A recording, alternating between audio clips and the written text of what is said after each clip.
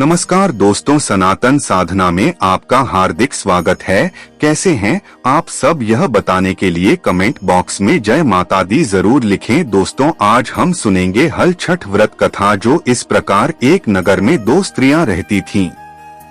दोनों एक ही परिवार की थीं और रिश्ते में देवरानी जेठानी लगती थीं। देवरानी का नाम सलोनी था, जो बड़ी ही नेक, सदाचारिणी तथा दयालु थी। जेठानी का नाम तारा था, वह स्वभाव से बड़ी ही दुष्ट थी। एक बार दोनों ने हल छठ का व्रत किया। विधिवत पूजन इत्यादि के बाद शाम को दोनों भोजन के लिए थालियां परोसकर ठंडी होने के लिए रखकर बाहर जा बैठीं। उस दिन सलोनी ने खीर तथा तारा ने महेरी बनाई थी। अचानक दो कुत्ते उनके घर में घुसे और भोजन खाने लगे। अंदर से चपचप की आवाज आई तो दोनों अपने अपने कक्ष के भीतर जाकर देखने लगी। सलोनी ने कुत्ते को खीर खाते देखा तो कुछ नहीं बोली तथा बर्तन में बची हुई बाकी खीर भी उसके आगे डाल दी।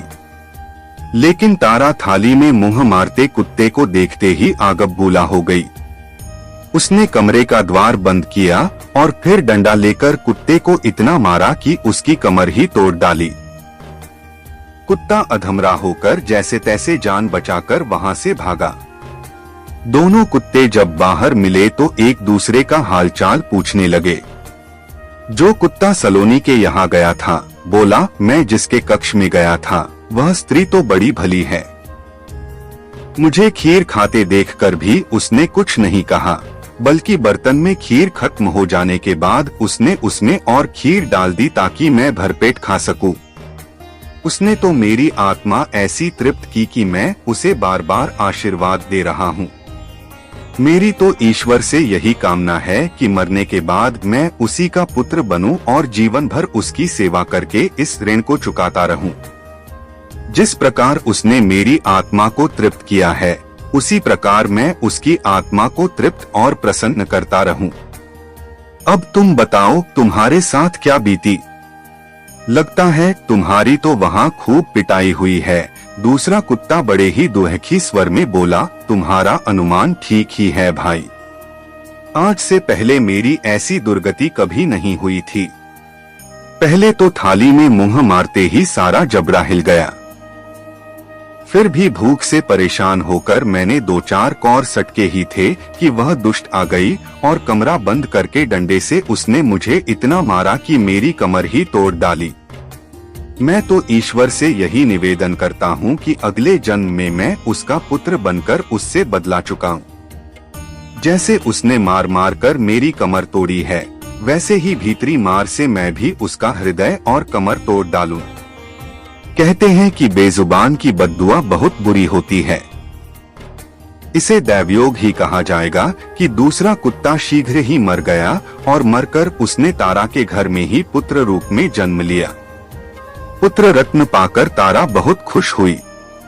पुत्र को लेकर उसने अपने मन में बड़े बड़े मंसूबे बांध लिए। मगर दूसरे दिन ही जब घर घर में हल षष्ठी का पूजन हो रहा था, वह लड़का मर गया। तारा की तो जैसे दुनिया ही उजड़ गई। वह दहाड़े मार मार कर रोने लगी। मगर किया क्या जा सकता था। जैसे तैसे उसने अपने सीने पर सब्र का पत्थर रख लिया।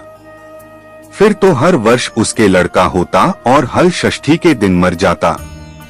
जब 3-4 बार ऐसा हुआ तो तारा को इस पर कुछ संदेह हुआ कि आखिर मेरा लड़का हल षष्ठी को ही क्यों मरता है। फिर एक रात सपने में उसे वही कुत्ता दिखाई दिया। उसने कहा, मैं ही बार बार तेरा पुत्र होकर मृत्यु को प्राप्त हो रहा हूँ। तूने मेरे साथ जो व्यवहार किया था, मैं उसी का बदला चुका रहा हूँ। तारा बहुत दुहखी हुई और उसने अपने किए का प्रायश्चित करने का उपाय पूछा। तब उस कुत्ते ने बताया, अब से हल छठ के व्रत में हल से जुता हुआ अन्न तथा गाय का दूध दही न खाना। होली की भुनी हुई बाल तथा होली की धूल आदि हल छठ पूजा में चढ़ाना। तब कहीं मैं तेरे घर में आकर जीवित रहूंगा। पूजा के समय यदि तारक गण छिटके तो तू समझना कि अब मैं यहाँ जीवित रहूंगा।